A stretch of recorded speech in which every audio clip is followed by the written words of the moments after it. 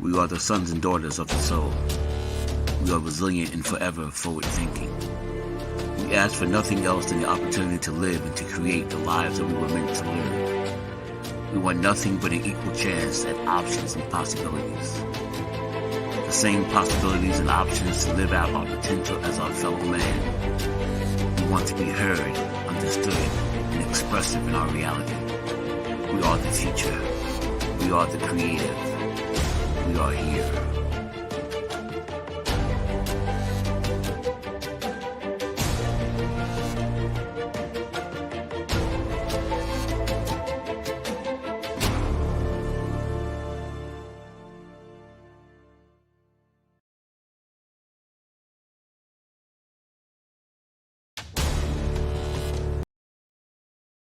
World Financial Group offers entrepreneurs from all backgrounds the opportunity to start their own business on a level playing field.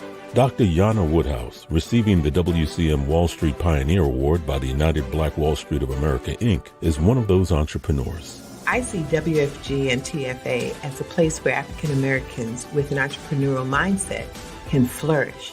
And the bonus, we help families and serve the communities across the country. To learn more about us, go to worldfinancialgroup.com.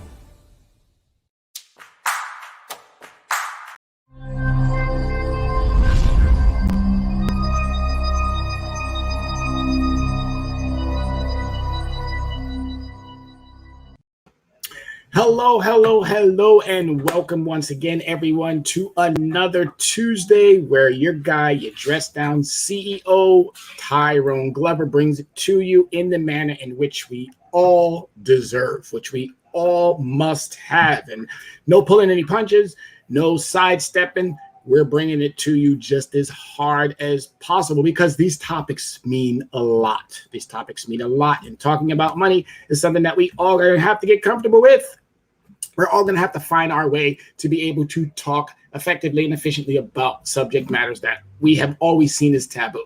So thank you once again, everybody, for being here. It's always I look forward to Tuesdays the most because it's those days where I get to literally display that what I know everyone is deserving of. And I'm constantly going to keep using that word today because we are deserving of financial literacy. We need to have these things. We need to elevate our understanding. We need to level up our understanding when it comes to how we're using our resources and our money.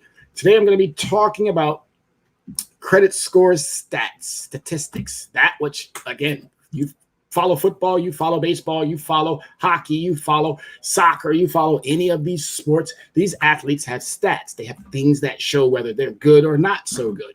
We're going to be talking about that today. We're going to be talking about the data by age, by gender, by generations. We're going to really be diving in. Where are you and where should you be today? If you're at a certain age, if you are a certain gender, if you're at a certain position in your life, you might be in a position where your situation should be a little bit better. It should be greatly or even more improved. And if it's not, now you're going to get the opportunity to address it and hopefully do something about it. Hopefully change it to a positive. These are now times where we can look at ourselves and look deep in ourselves while our country is going through a pandemic, while it's going through renegotiation about debt ceilings, while it's thinking about improving the lives of millions by adding another $5 trillion to the economy. These are the opportunities where we as a citizen now get to sit back and think about, am I going to be able to capitalize on some of that? Well, you will be if your data is correct. Now, I didn't say anything about your score, even though credit scores are what we're talking about. I said your data. Your data makes up your score. All right, but I'm definitely going to dive into the data piece because I want you all to really get a good understanding of which age groups. There's some age groups that are doing very, very well. There's some age groups that could be doing better. But if you're not in those age groups, if you're not in that higher tier of those age groups, you might find yourself falling a bit short, not getting the items or getting approved for those particular things that you're looking for. So this would be a great opportunity to take, again, 1 hour. 1 hour of your time. Make that time. And as always, I ask everybody, you got a few minutes, go ahead and do yourself and me some solids by sending out some invites. letting somebody know, hey, the guy who talks a lot about finance, the guy who talks a lot about credit, the guy who talks a lot about making sure that we are going to have some form of financial stability, he's back on again. And he's doing it all over again. He's bringing this new knowledge, this new understanding, this brand new situations that we are finding ourselves in. He's actually providing valid, valuable information that can help you get out of these circumstances. I'm looking forward to the individuals who are in these moratoriums. I would love to, as an expert witness, meet you at a courthouse, meet you on a Zoom and walk you through step by step how you can get out of these understandings. I'm not talking about those who did it purposely. I'm not talking about those who did it because they were in hardships. I'm talking about everybody, every single last person. You got to understand something that you don't understand. This pandemic was not brought on by me, wasn't brought on by you. It wasn't brought on by your neighbor.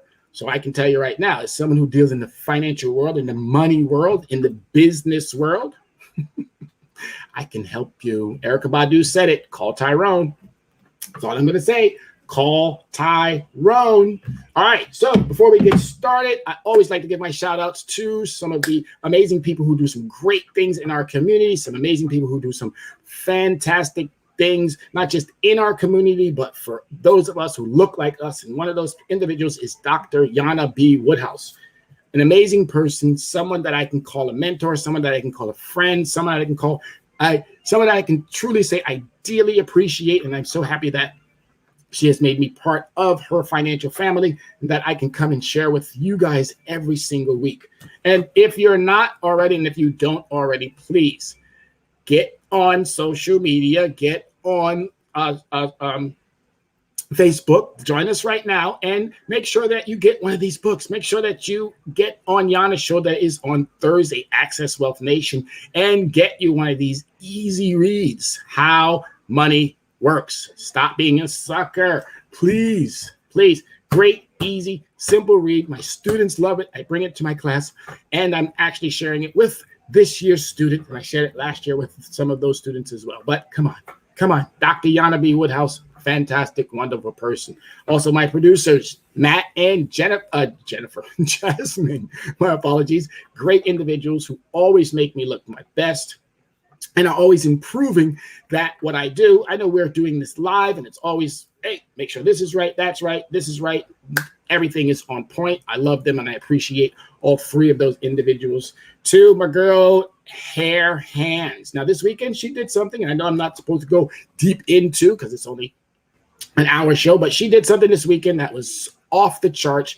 She donated her time to a organization that needed some hairstyles done. She went out there and she killed it.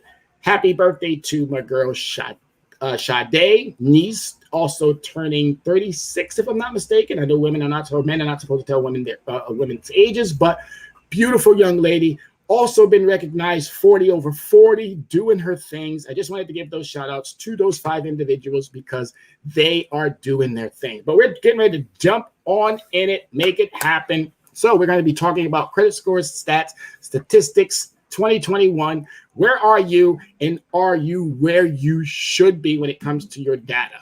If you're not, this is the show for you this week. All right, so topic of discussion. We're going to be talking about first, general credit scores, stats. We're going to move that into the credit scores by gender, then by age, then by generation, and then ending it off with by race. And I might have 1 or 2 more surprises in there for you as well. But the whole understanding is, where are you? If you are a male, are you in that higher tier of that category? If you are 18, 20, 25, 50, 60, 70, are you in that higher tier of that age group by generation? Millennials, baby boomers, the invincibles, as I like to call them, and the creators of all of it, are you in that generational gap at that higher tier? And if not, what are you going to do to get there? And obviously by race. So let's keep it moving. The FICO score, or the FICO credit score range, has 5 tiers. Credit scores are used to measure a consumer's credit worthiness. There are a few credit score models used to determine this, but The most common is the Fair Isaac Corporation rating. All right. So Fair Isaac, there is an individual, his name is Isaac, and there is an individual, his name is Fair. So that's how they meshed those two names together and came up with the FICO. FICO has a scoring model and a system. So if you are in that upper tier, 800 to 850.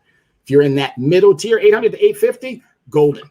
0%, maybe 1%. You might have to pay 1%.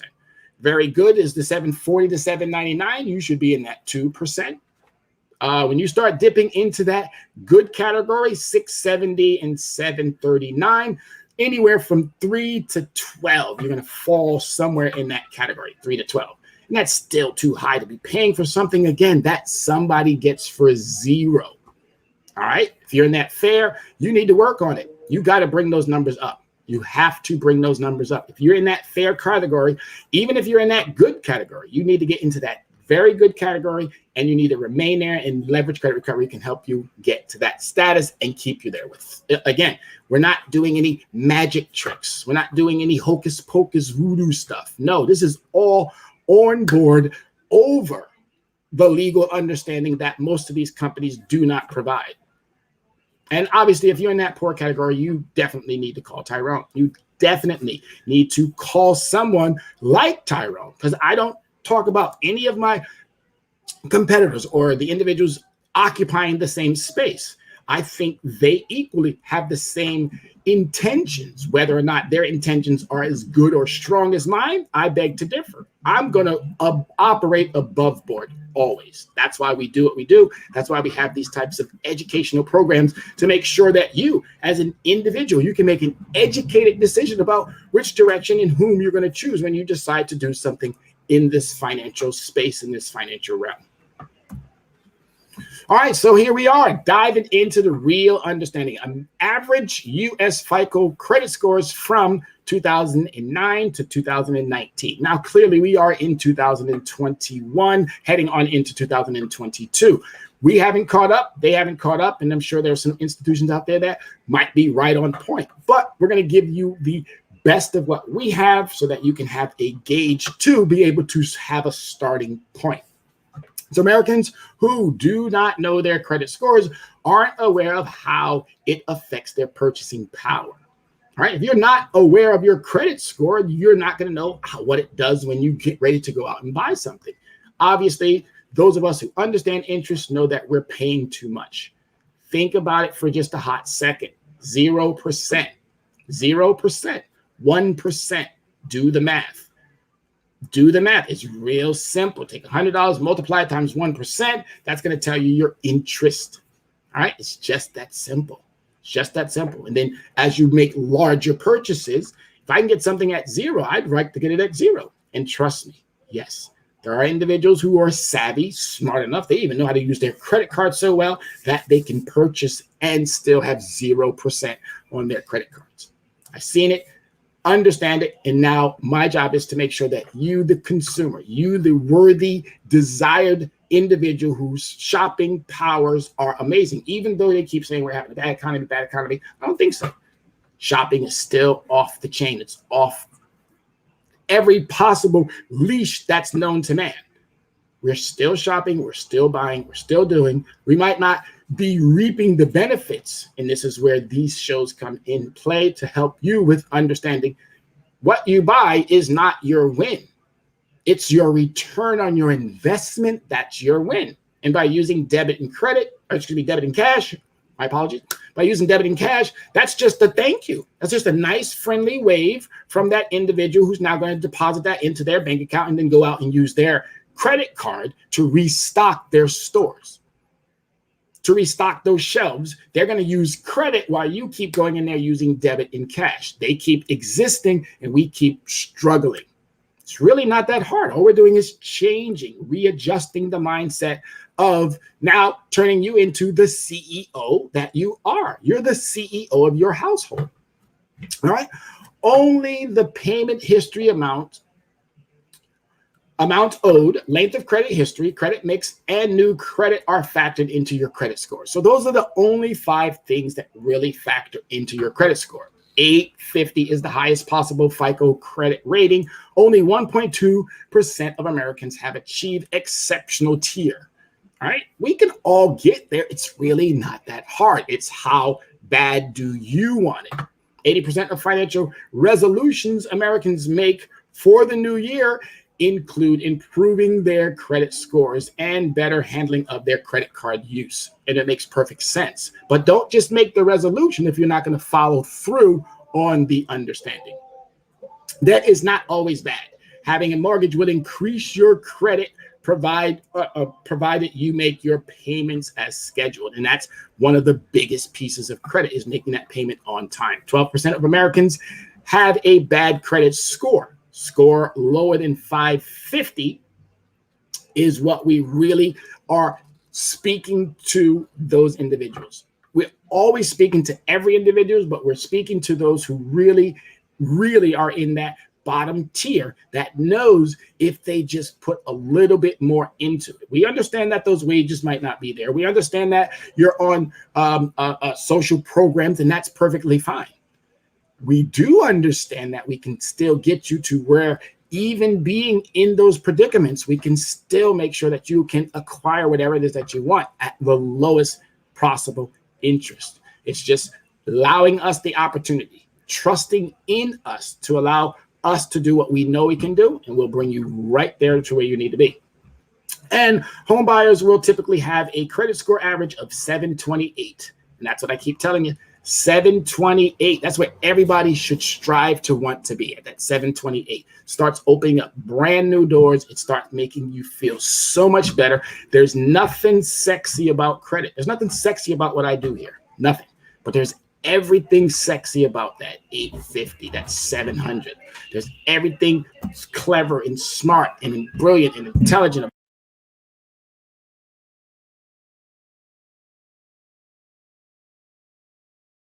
So there's everything sexy about that 728 and above.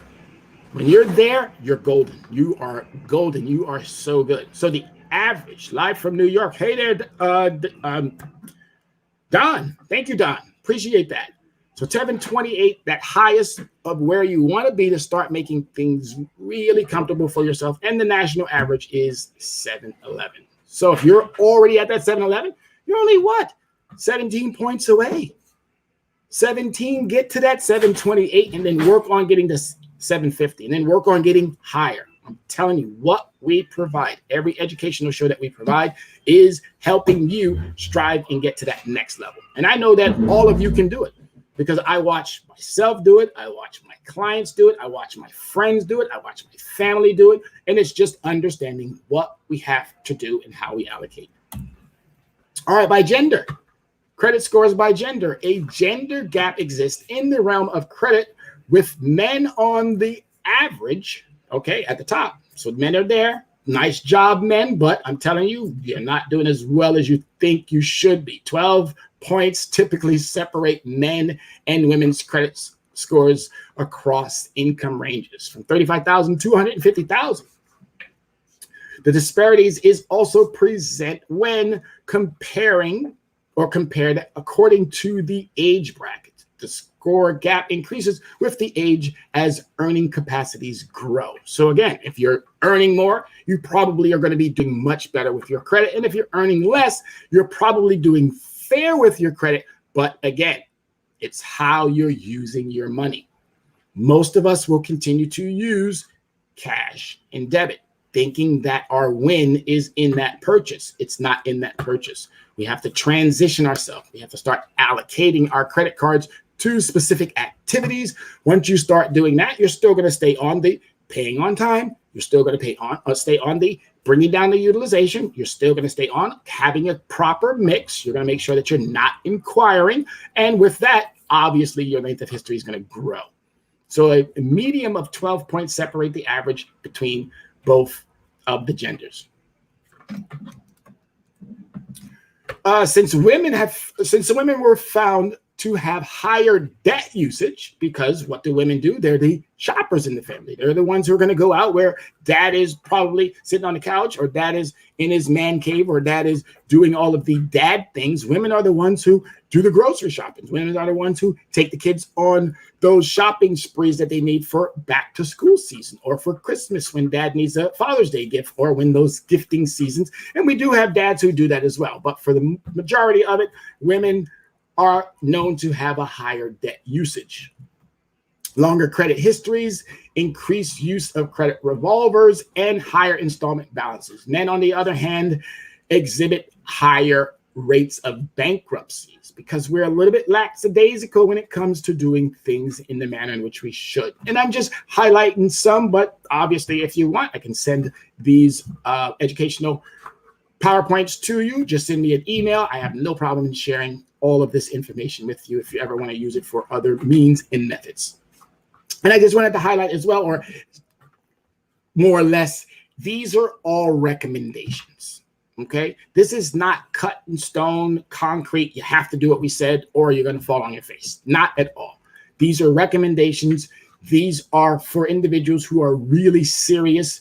I'm not going to sit here and say for a second that by doing this, sometimes you succeed and sometimes you don't. But if you stay consistent in how you approach this, the success is inevitable. It's just that simple. But recommendations, this is what we give on educational shows. But if you apply these recommendations and you seek out the guidance and that hand holding, because I do not mind walking you through the exact same things that I had to walk myself through, that I walk my clients through, that I walk my students through.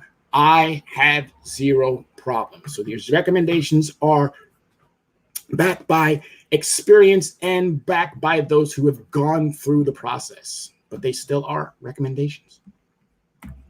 All right, so credit by age. There is a positive correlation between older age and higher scores. Old people do not necessarily have more money, but they have acquired expenses and experience, which has combined to their total credit score. The 60s and above age group have the highest average credit score among age groups, which is pretty cool to understand. Because yes, if you've worked that hard and you've worked that long, then your credit score should. So this is where I go back to, are you there? If you're in your 60s and you're not at 749, what is it that these individuals are doing that you're not doing? And we understand, again, I'm going to dive into some of these items that we probably don't have, which is a house, a car, big ticket items, higher education. So if you're not there, maybe consider thinking about some of these things. Obviously, it's clear if your income is not there either, then we have to work on getting you to that income level. But 749, if you're in that 60s, this is where you should be. All right, the age range for 50s and 59, which is average score of 706. This is closest to the national average score, which is 711. So again, 706.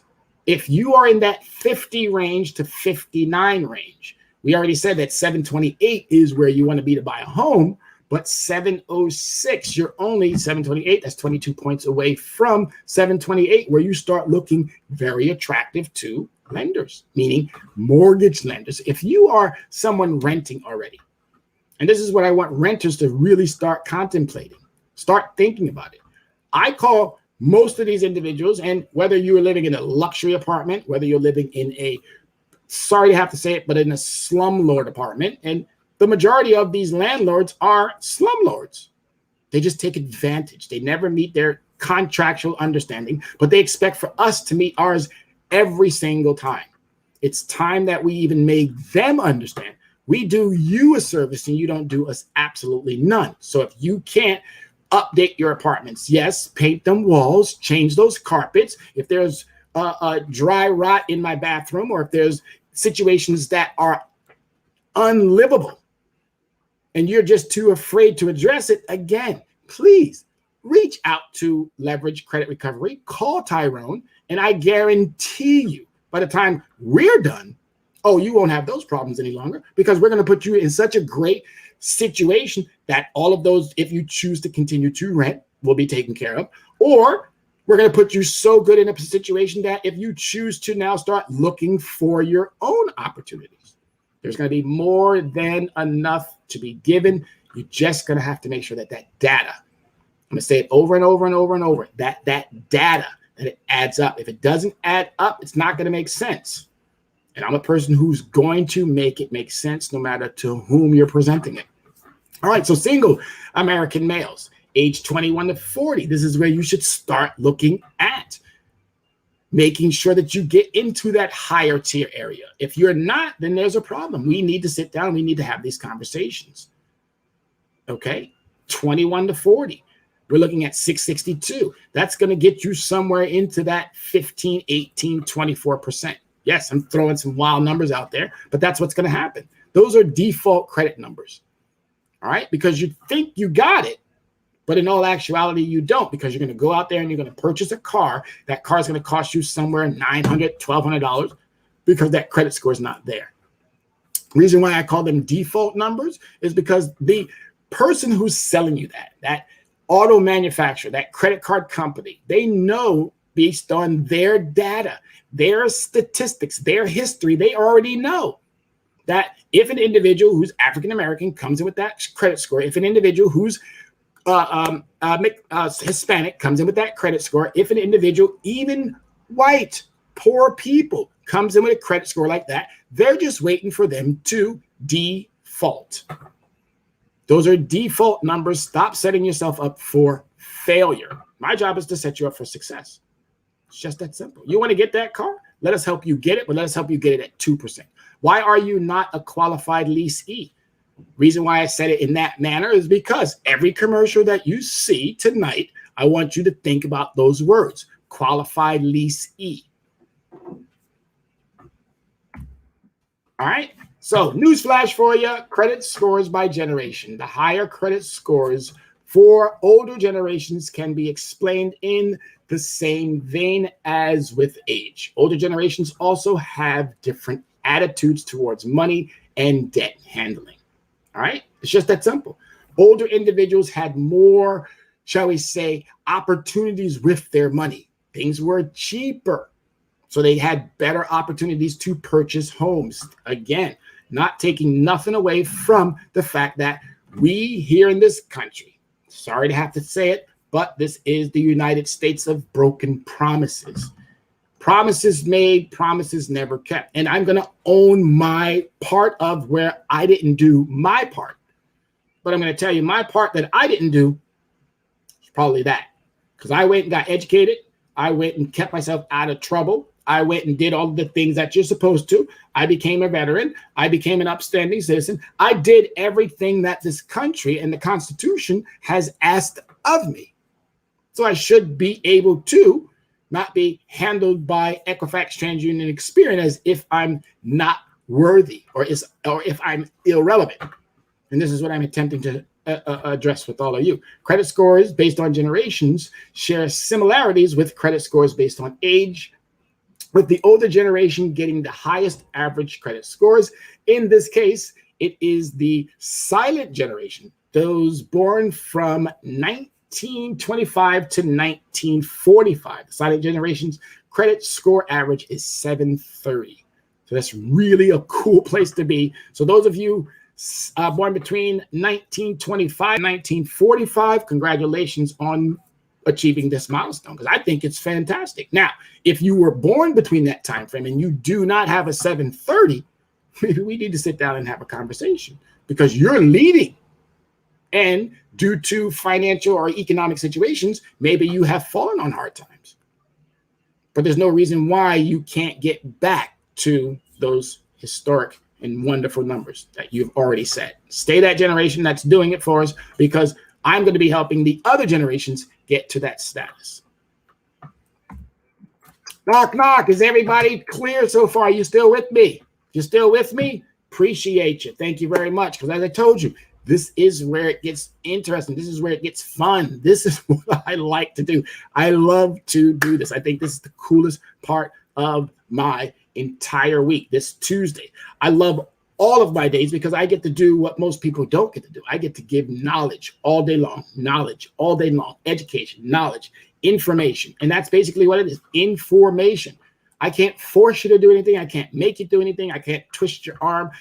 There's nothing that I can do. All I can do is give you information, proven, trusted, valid information that's going to change your life if you apply it in the manner in which you should. Just that simple. And if you need more guidance, please, we are here. We're here. I'm here every Tuesday. Soul City Network is here every single day. They got programming on here that's going to help you get through whatever challenges, whatever issues that you might be going. There's somebody on this network that can do exactly what you thought you could not do. So continue to reach out. All right. Continue to keep doing. So let's keep it going. Just wanted to check in. All right. Here we go. Credit scores by race. Racial inequities as a consequence of borrowers with Black and Hispanic, the most impacted Blacks and Hispanics. Why? Because they don't think we are worthy, and we ourselves don't even think we're worthy, because we are not applying our principles that we're learning today and have been learning for previous Tuesdays of what and how we should be using our money. Whites are leading the wage gap, followed by Asians, but the trend is reversed in credit scores, with Asians having 11 points advantage over whites. All right, but we're still not where we need to be. We as Blacks and Hispanics, again, that 701 is not 728. So our Hispanic brethren and sisterin still got some work to do. But if you are Hispanic and you're not there, you're not close to that 701, you need to sit down. We need to have a conversation. I got translators. I got people who can help us navigate the difficulties of a language barrier. Blacks, what is going on? 677. If we remove our dollar from this economy, Blacks and Hispanics, we'd be a third world country. I'm just going to put it out there just like that. If Blacks and Hispanics remove their dollars from this economy, and there's going to be a pledge coming up. I'm bringing it out now. I'm just going to keep watching my Facebook page, keep watching my Twitter page, keep watching my Instagram page, keep watching and wait for that pledge. There's going to be a pledge coming out, and it's going to be more targeted towards Hispanics and Blacks. And I'm always going to put in there poor white people. I have to say it, as much as it might make people cringe or it might put the goosebumps on your arms. This is an inclusive understanding. We keep attempting to separate an understanding that is an inclusive understanding. You're getting it just as bad as we are. But because of how we've allowed for the narrative to be more or less put out there to create more divide, you think we're taking something from you. And it's all a misconception. All right. But Blacks and Hispanics, we're doing it to ourselves while we're allowing them to equally harm us even more. So we got to think about how we're using that money. We've got to start reaching out to trusted institutions that can guide us through, help us through these difficult times in which we're going. But there is light at the end of this tunnel. Not only is the light at the end of the pot of gold that's at, I'm not even a leprechaun, but I'm going to be one today, because there is a pot of gold at the end of that rainbow. All right. Race has impact on a person's credit score. Asians have the highest average score of 745.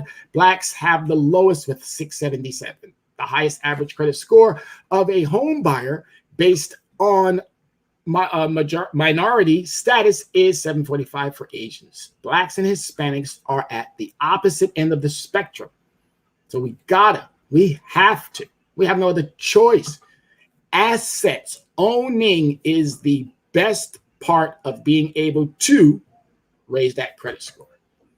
Renting doesn't do anything for your credit score. It doesn't, because number one, they don't even want to add it to, which it should be a component that's added to your credit data. Why isn't it? Because it would help, obviously, who? Blacks and Hispanics. Need to change the narrative. Need to change the way that we are being seen or viewed when it comes to our lenders and when it comes to our data. And the only way to do that is to do it in the manner in which we're doing it right now. what we're doing right now is we're having dialogue to open up that conversation that I want each of you to start having at your dinner tables. Because trust me, I'm having this dialogue with your students. If you live in Yonkers, I'm having this dialogue with your kids. So I'm leaving it up to you to take it to that next level. And then obviously, as you know, reach out, reach out, reach out, reach out. We are here. All right, so credit scores by state. 45 out of 50 states have increased their average credit score rating in 2019. All right, so that means in 43 of those 50 states, they're starting to take financial literacy a bit serious. Not where it needs to be, because we did a week ago or 2 weeks ago, we did the average, or excuse me, not the average, but the grades of the states. New York has a D grade. So we're not there. We got some work to do, but that's not saying we can't get there. But 43 out of 50 states, good job, good job. An average increase of 2 points was seen among improved scores. Now, 2 points, and this is where, again, Equifax, TransUnion, and Experian are manipulating. They're using a system called eOscar that doesn't evaluate everything in the manner in which we, the consumer, understand it. And we need for them to explain it fully. And if it does it, again, if it doesn't make sense, if the math doesn't add up, they're going to have to get rid of some garbage. And I can tell you right now, there is a lot of garbage that's in the way that our credit data has to swim through in order to get, again, 2 points. Now, if I look at that wheel means it's 100 points. Again, I'll get to that wheel in just a minute, so you'll be able to see what I'm talking about. But 2 points, average increase of 2 points, that's actually pretty laughable. But the increase is what I'm looking at, which is still an improvement. There is no trend that defines why some states have better credit scores and others have, and others why some are static. Factors such as cost of living, lower population rate affects how credit scores are average per state. So Minnesota, congratulations, 733. If you live in Minnesota, whether you are Black, Hispanic, Middle Eastern, Asian, white, doesn't matter, doesn't matter, doesn't matter. If you're not at 733, you need to be having a conversation with somebody. You need to be sitting down because the average in your state is 733. All right. Mississippi. Now, I'm shocked about this one. Mississippi has the lowest. Well, actually, I take that back. I'm not shocked about that one. Because Mississippi, with the leadership of Mitch McConnell, which I don't understand why Mississippi keeps voting this individual constantly into his position as a senator, if I'm not mistaken. Out of 50, although it ranks last with 667, it has increased 0.133%, which again, kudos to the increase, no question about it. But you're still one of the poorest states. And yet your senator doesn't want to do anything to help you get to that next level. So if they're not going to help you, allow us to help you. How about that? If they're not going to lift a finger, allow us to help you. And the average gain in credit scores among the states was 2 points. The largest jump was in Wisconsin, 7 points. Congrats, Wisconsin.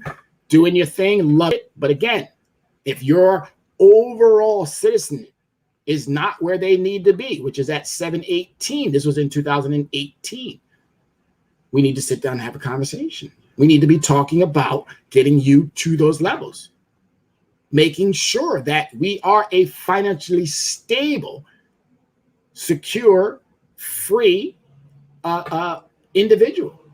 Because if you're not, your states are not going to do it for you. You are going to have to do it for yourself. We can clearly see that in what we're being presented. Not saying that the Biden administration is doing anything wrong, not saying that the previous administration, clearly I'm not going to include that last administration. I'm talking about all the other administrations. I'm going to omit that 4 years. I'm not going to omit it so much, but it brought out the worst of us. I want to move past that last 4 years that didn't do nothing but make brothers and sisters enemies, made neighbors enemies. created more of this divide that didn't necessarily need to be anyway. So I'm going to just step on past that, move on to the other administrations. We might not have agreed on everything, but I can tell you right now, your income has, for the most part, stayed the same. Due to manipulation in how Equifax, TransUnion, Experian does what they do, it doesn't give you that ability to increase. Being that we have consumer financial protections bureaus that were created by Elizabeth Warren under the Barack Obama administration, it doesn't do what it should do. Being that we have the FTC, Federal Trade Commission, being that we have attorneys generals in states and also federal levels, they don't do what they're supposed to do. So we as citizens must hold each other accountable, and then together, the Constitution still says we the people. Together we can change what we don't like. Let's stop tolerating the intolerable. Just that simple, folks. All right, so American credit score statistics.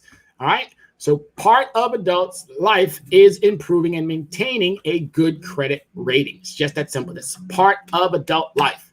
Nearly 7 in 10 Americans have a good credit score, but there is still a portion without credit rating or a spotty record that hampers effects in credit score repair. Reason why I put repair, because I like to be able to touch on that word. There is no repair, folks. Credit repair doesn't work. It's not even possible. You can't repair credit if you have a poor management of your money. It's not that simple. You can repair a flat tire. You can repair a broken window. You can fix a broken leg. Again, I use another word. Can't fix credit either. These are not fixable nor repairable things. You can only improve these items by addressing financial disparities. Once you've addressed those financial disparities, then you start putting together a plan of action. You have to have a coach. You need these methods and methodologies to get you to where most of us are still struggling to get to, which is exceptional credit. 22% of Americans do not have a credit score. 22% of Americans do not have a credit score. That means that, again, these individuals are not credit worthy. So every time they even think about, oh, I want to get that new car, or they think about, oh, I want to move to another apartment, or they think about, oh, I want to get a credit card, 22% of them shouldn't even have that thought in their head. But it's there because of how advertisement works on our TVs. The average credit score in the United States as of the middle of 2019 was 703. Clearly, we know now it's 711. All right, credit scores in exceptional tiers are between 800 and 850. Only 21.8% of Americans have a credit score in this range. And 18% of Americans have credit scores that fall in the 850 to 669 range. That's the fair range. So look at 22% that have no credit score. 18% have a credit score in that fair range. So just those, what is that, 40%? And clearly, I'm going to take at least another 10 to maybe even 20% in those other two ranges that I know, again, over 60. And I'm just using the numbers off the top of my head along with the data that I have. The data, the stats that I have, that I'm presenting to you. If you fall anywhere in these categories that I brought up, whether it be the gender category, whether it be the age category, whether it be the state category, and you are not in that higher tier of where that average is, you need to reach out. You need to call Tyrone. You need to do something today, because if you do something today, by the time the new year comes around, I can tell you things are going to be rosier. Your data, it's all about your data. It's all about your data. Improve the data, improve the score. Improve the data, improve the score. Allocate the credit cards, improve the score. Use credit versus debit in cash, improve the score. All right, so here's that wheel that I was talking about. What's included in FICO Score compilation? What? 35% is your payment history. Now, this is what they keep telling us, but that is broken down into other components. And this is where I need Equifax, TransUnion, and Experian. Actually, this is where I need Congress. You had our brave, brilliant, wonderful athletes who went to Congress to talk about their former coach and sexual molestation and things of that nature. Have me on. Bring me down. I'd love to talk about this. I'd love to be able to share my insights over the past 20 years of how and why I believe. I'd love to be able to bring to you guys all of your resolutions that you've presented to us. I'm only this good because of the information that you've provided. I'm only this knowledgeable because I dig a little bit deeper than most of us will ever possibly even think about going. So 35%. But when I add this all up, it comes to 100. But how do we only increase by 2 points? So there's clearly some manipulation going on in the scoring models of what they're using. Because you can't have 100 and only give 2 increase. Again, we're using the data, we're using the stats, we're using the information that's been provided to us. All right, so 35%, let's go back into that. 35% is your overall payment history. That means if you pay on time, there should be nothing else that factors into that. If you paid on time, boom, 35% of your overall credit score. If you did what I always tell every single one of my clients, what I always recommend and suggest to anybody who's getting into this space of improving their financial understandings, utilization, amount owed, utilization, how much have I used and how much have I returned? Max it out. You're clearly used all of it. Minimum is only going to get you that far. It's about 12% if you pay the minimum. You pay half, you're teetering. Seesaw. Lenders don't like seesaws because 1 month you're here, next month you're there. 1 month you're here, next month you're there. 23%. But clearly on this graph we're seeing right here, it says 30%. So statistically, based on all the companies that I've worked with, which is quite a few, based on all of the data that I've been able to compilate, which has been quite a bit, 23% has been that magic number. So if you get that down to 23%, and I know this is debatable, it's debatable. Some say, well, what if I pay 0? Some say, well, what if I pay at 23%? Some say, well, what if I pay 7? Based on your credit score. If you're in that 600 to 699 range, you want to pay that 23%. Just that simple. If you start increasing your score, then you want to start decreasing the percentage that you're going to withhold. 0 could be that method that works. 7%, once you're in that 700 range, could be that method that works. The methodology that I use is you have to show some love. You're going to need a bigger purchase later on down the road. So if you start off giving nothing, then don't be surprised that you get nothing. All right? But if you start off with an understanding that, you know what?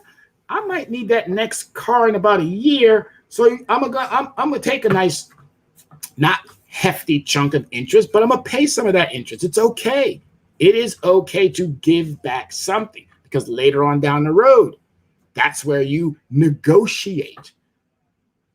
And this is where we come in again. Help you negotiate, help you walk you through all of your financial concerns by teaching you how to handle it on a dime. Walk in, walk out with what you want. It's just that simple. So 15% goes into the length of your credit history. They've changed this already. If you get a new credit card today, they're going to drop your credit history. Meaning not drop it off. They're going to reduce it. You're going to lose out. That's a penalty. But they're calling it a help to us. How does it help you if it takes your 15 years and you decide you want to get a new credit card and it drops you down to 15 years to 7 years, or it drops you down to 6 years? That's a penalty, Equifax, TransUnion, Experian. That's a penalty, eOscar, the manipulative high-tech weaponry that they use to average or make our scores. That's a penalty, Congress.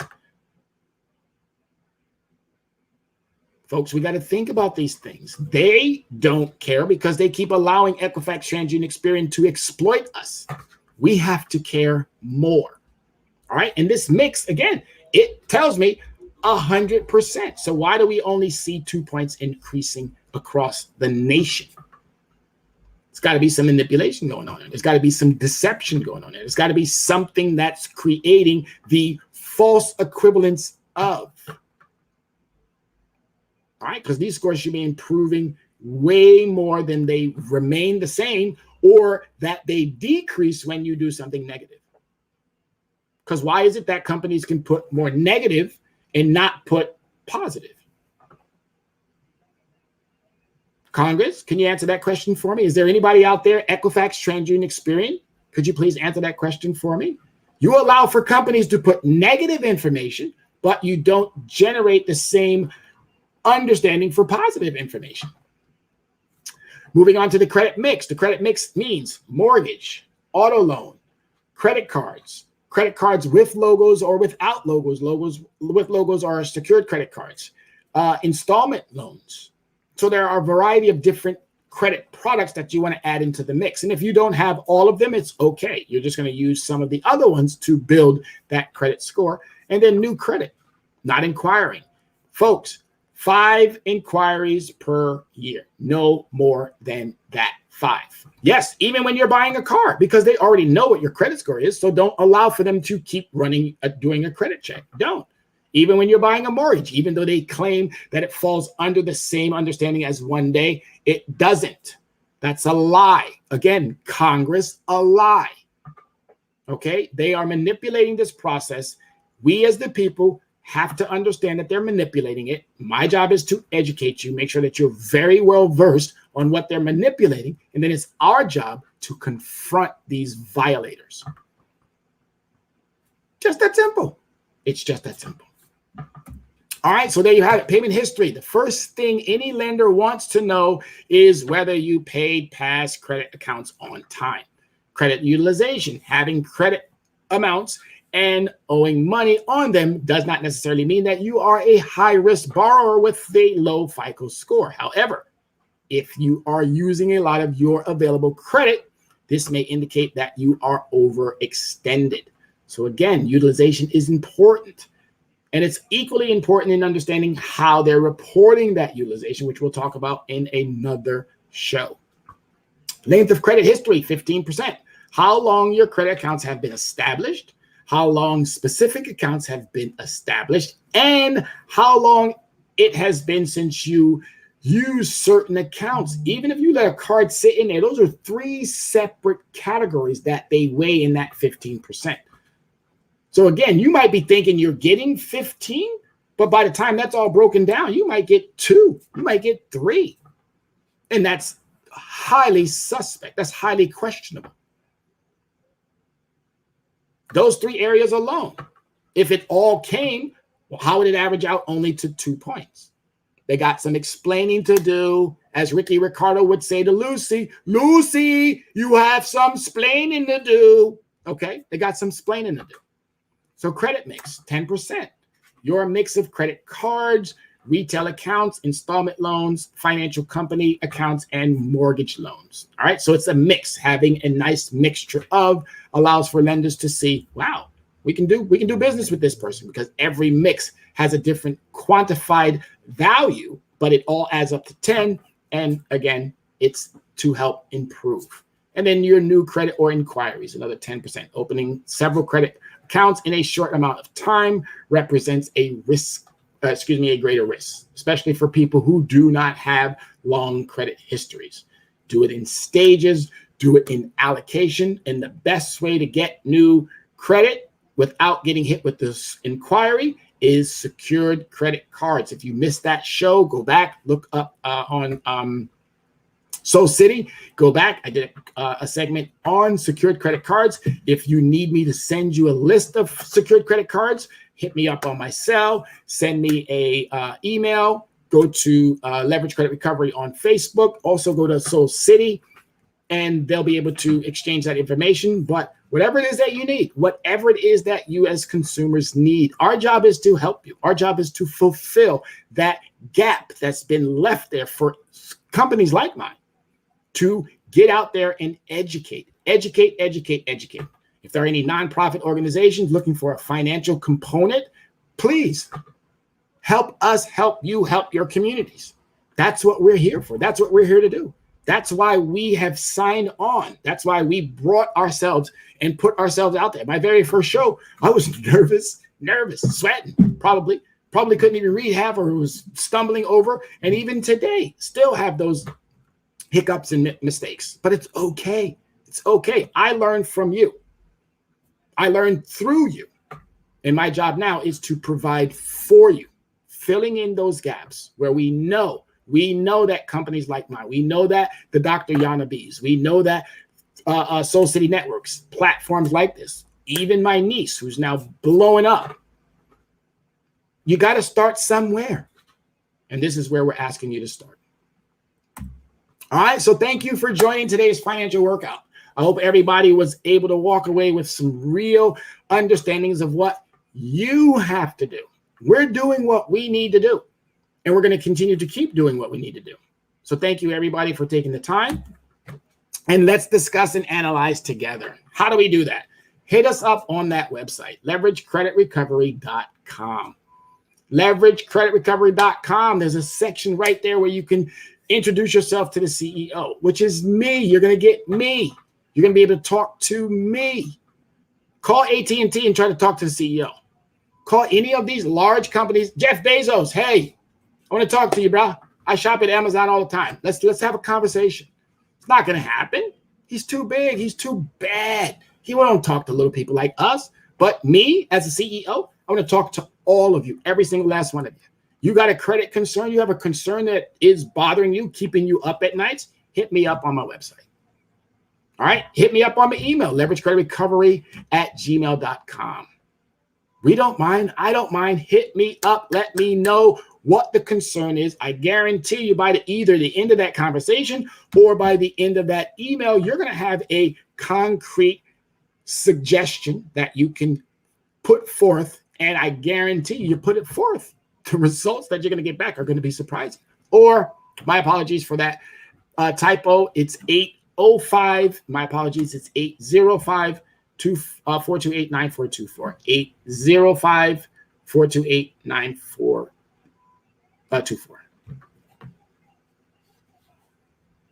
And this has been another one of those Tuesdays, another fantastic day. I really appreciate everybody who took the time, making that time to get out, show us that love. Really means a lot. I know I got about 3 more minutes. So if there's, actually one says 3, another one says, doesn't matter.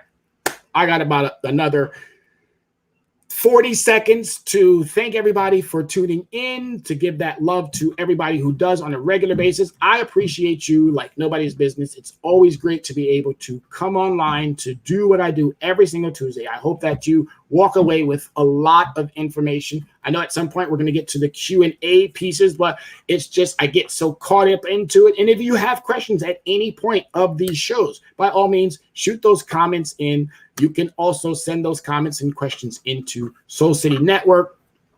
Also, please leverage credit recovery. Do not hesitate. We want to hear from you. I build my shows based off of how you interact with me, and also equally because I know what you need to be able to get you there. I want to thank you, everybody, for taking the time, making the time. Appreciate you immensely. Stay safe, social distance, wear the mask, adhere to the science. It's only science, people. It's not that serious. All right. I appreciate you. Love you, America. Be safe. We are the sons and daughters of the soul. We are resilient and forever forward thinking. We ask for nothing else than the opportunity to live and to create the lives that we were meant to live. We want nothing but an equal chance at options and possibilities. The same possibilities and options to live out our potential as our fellow man. We want to be heard, understood, and expressive in our reality. We are the future. We are the creative. We are here.